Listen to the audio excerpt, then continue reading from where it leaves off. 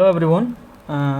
तो ये मेरा पहला टेस्ट है जो ब्रह्मास्त्र का, जो पीपीटी 1 है, जिसमें पॉलिटी का सेक्शनल पार्ट हुआ है, जिसमें मेरा रैंक 26 है। तो इसमें कुछ ऐसा क्वेश्चन है जो मैं चाहता हूँ डिस्कस करूँ, क्योंकि इसका पैटर्न जो है जिस प्रकार यूपीएससी ने पूछा था उसी के अनुसार बनाया गया। तो यहाँ बहुत सारे ऐसे क्वेश्चन हैं जो बहुत ही इम्पोर्टेंट हो जाता है, और हमें पता चलता कि हमें किस मतलब बुक का किस पर्टिकुलर पार्ट को ज़्यादा ही ध्यान देना चाहिए। सो द टेस्ट, ये जो पहले मैं बोल देना चाहता हूँ स्टार्ट करने के से पहले, कि टेस्ट देखिए आपका ओवरऑल जो आप जिस प्रकार से प्रिपरेशन करते हैं, it is just improve your overall preparations and boost your focused on your study. So इससे ज़्यादा कुछ नहीं है। टेस्ट का भी आप ज़्यादा नंबर ला सकते हैं, कभी कम भी ला सकते हैं, तो उसे टेस्ट ही तरह देखें, ज़्यादा ऐसे ही नहीं ले। तो चलिए आगे चलते हैं, कुछ क्वेश्चन पर डिस्कस करते हैं। तो इसमें देखिए क्या बात है question, the consider the following statement need consent of state for amendment in the constitution. देखिए कॉन्स्टिट्यूशन को अमेंडमेंट 3 प्रकार से किया जा सकता है, सिंपल मेजोरिटी, एक स्पेशल मेजोरिटी और special majority plus ratification of states. तो इस वही क्वेश्चन है ये थर्ड वाला, किस प्रकार special majority plus half of the state का आपको ये चाहिए होगा, मेजोरिटी चाहिए होगा। तो ये देखिए ये 3 दिया है, तो इसमें पेयर भी है, पेयर के अनुसार क्वेश्चन बनाएगा। जैसे ये पेयर 1 पेयर सही, 2 पेयर सही है, प्रेसिडेंट का इलेक्शन होगा और इसमें कोई चेंज अगर किया जाए तो किस प्रकार का होगा। तो इसमें भी स्टेट का कंसेंट चाहिए, क्योंकि स्टेट भी प्रेसिडेंट का इलेक्शन में पार्टिसिपेट करता है, तो हमें ये ध्यान रखना चाहिए और ये सही है। जैसे power of parliament to amend the constitution and its procedure, ये भी सही है, क्योंकि पार्लियामेंट अगर कोई काम करता है या कोई लॉ बनाता है तो उसमें स्टेट भी उसमें कंसेंट चाहिए होगा। और इसमें रिप्रेजेंटेशन ऑफ द स्टेट इसमें तो होगा ही होगा, क्योंकि स्टेट जो पार्टिसिपेट करते हैं पार्लियामेंट और राज्यसभा में, तो ये इसका मतलब ये तीनों सही है। देखिए हमें कन्फ्यूज़न नहीं होना है, हमें इलेक्शन जैसे जो ऑप्शन दिए गए हैं उसे बढ़िया से जानने होंगे, फोकस तरीके से तैयारी करने होंगे, ताकि हमें कोई कन्फ्यूज़न ना हो। ओके, तो नेक्स्ट चलते हैं। तो ये रहा 6वां क्वेश्चन, तो one of the following is not an Indian form of socialism. देखिए ये जो क्वेश्चन पूछा गया है, हमेशा यूपीएससी, एक बात हमने वीडियो भी बनाया था कि यूपीएससी हमेशा कॉन्सेप्ट पे बात करता है, कॉन्सेप्ट अगर आपका सही है तो आप बहुत ही सारा ऐसे क्वेश्चन है जो आप सही कर सकते हैं। तो सबसे रही सबसे पहले बात, तो आप अगर आप सोशलिज्म पढ़िएगा, is not of Indian social. Okay, इस तरह यूपीएससी बहुत सारे क्वेश्चन बनाते हैं जो डायरेक्टली आते हैं।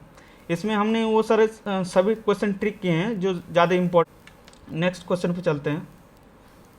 जैसे ये क्वेश्चन हो गया कि consider the following statement with regard to national emergency. इसका मतलब है कि फॉलोइंग स्टेटमेंट नेशनल इमरजेंसी से रिलेटेड है, तो आप उसको चून कीजिए। और अब इसका पेयर दिया गया है, यूपीएससी इसी तरह से क्वेश्चन बनाएगा। तो हर जो टेस्ट सीरीज जो जितना कोचिंग सेंटर है वो इसी तरह का आप क्वेश्चन बनाएंगे, तो इम्पॉर्टेंट हो जाए, ताकि हमें इस तरह के हर अधिकतर क्वेश्चन को प्रैक्टिस कर लें, ताकि हमें दिक्कत ना हो।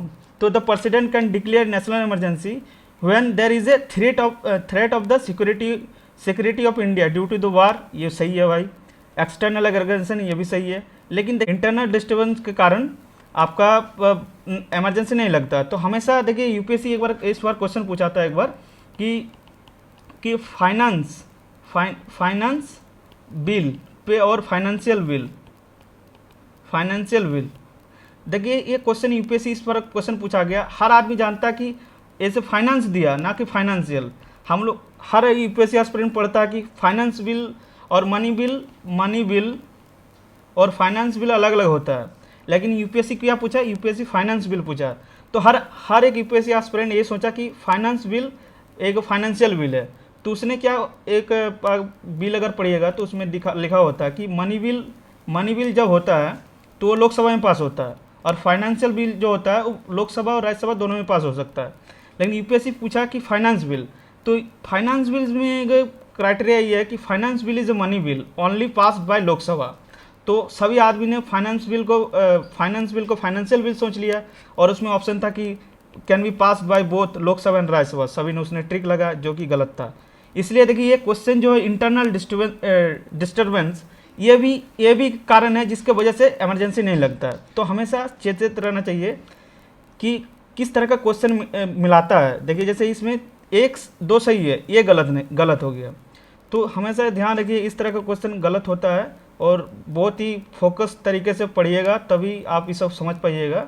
इसके लिए टेस्ट भी बहुत जरूरी है। 14 नंबर डिस्कस करते हैं शेड्यूल पर। शेड्यूल बहुत ज़्यादा इंपॉर्टेंट है। 12 शेड्यूल होते हैं जो हमारे कॉन्स्टिट्यूशन में मेंशन है।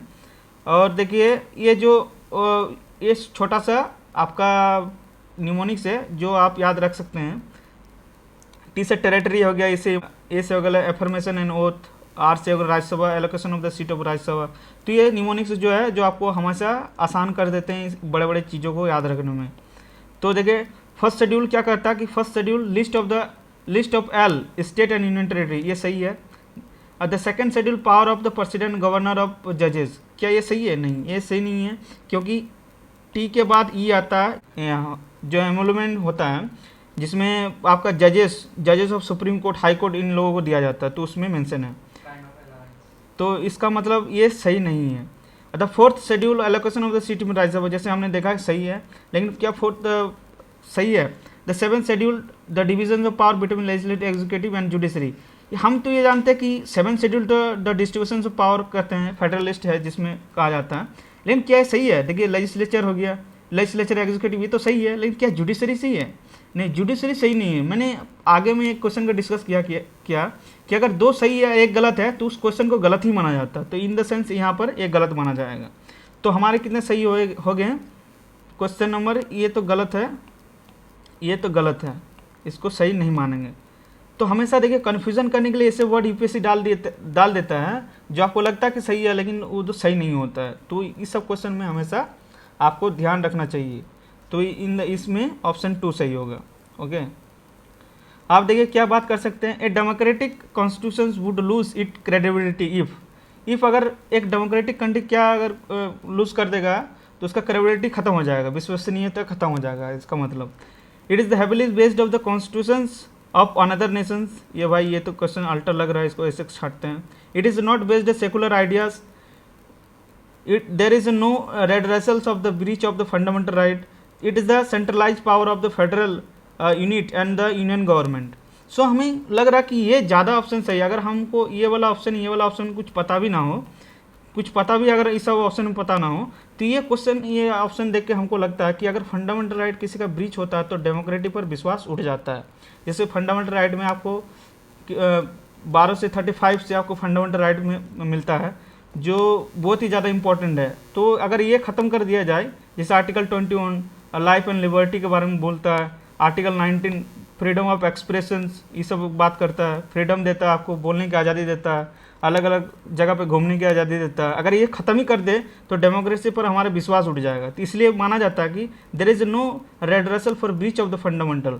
इसका मतलब आर्टिकल 32 इसको कॉन्स्टिट्यूशनल रेमेडीज दिया जाता है कि अगर किसी का फंडामेंटल राइट्स अगर वायलेट हो तो सीधा डायरेक्ट सुप्रीम कोर्ट पर जा सकता है अंडर आर्टिकल 32। तो यही बताता है कि फंडामेंटल राइट हमारे लिए कितना इंपॉर्टेंट है। सो आगे चलते हैं। जैसे ये जो हमने बताया कि निमोनिक्स था, निमोनिक्स बहुत ही ज़्यादा आसान कर देते हैं चीज़ों को याद रखने के लिए। तो हमेशा ट्राई कीजिए कि अगर बहुत बड़ा चीज़ हो तो आसानी से निमोनिक्स से हम याद कर सकते हैं। जैसे यहाँ आपको बहुत ही अच्छा से दिया गया है, आप स्क्रीनशॉट ले सकते हैं। तो क्वेश्चन अब 20वां करते हैं discuss. The consider the following statement, the idea of the constitution assembly the India the first put forward by the Jawaharlal Nehru. ये गलत है, क्योंकि एमएन रॉय जो एक ये थे, इसने कॉन्स्टिट्यूशन असेंबली का दिया था, मतलब उसने एडवाइस किया था। तो ये सही हो गया आपका 1 नंबर। ये तो सिंपल क्वेश्चन आंसर है, जिस तरह का हमने बहुत सारे प्रैक्टिस किए होंगे। The constitution assembly was the constitution in 1943 after by the approval of the Cripps mission. ये तो गलत है भाई। तो ये 1946 में किया गया था कैबिनेट मिशन के दौरान, ना कि क्रिप्स मिशन। तो इसमें क्या हो गया आपका which of the above statement is are correct. तो यह हम क्या देख रहे हैं कि ये दोनों हैं तो गलत, मैंने यहाँ सही कर दिया, ये दोनों गलत है। जैसे ये दोनों गलत है, इसका सही क्या होगा, neither 1 not 2। What are the constitutions of nations necessary serves. तो इसमें एनसीईआरटी में दिया गया है कि क्या क्या करता है, तो एनसीईआरटी को भी पढ़ना बहुत जरूरी होता है, वहाँ से आपको कंसेप्ट मिलता है एनसीईआरटी बुक। तो देखिए, इट में allow us better coordination in the Nations amongst individuals, ये सही है भाई, लग रहा कि सही होगा। तो specify who has the power to make decision, ये भी सही है कि कौन कौन डिसीजन बनाएगा सोसाइटी में, किसका पास पावर है। Set the limit of the, of course ये भी सही है। It allows the people to ban autocracy in the adopt, ये सही नहीं है, क्योंकि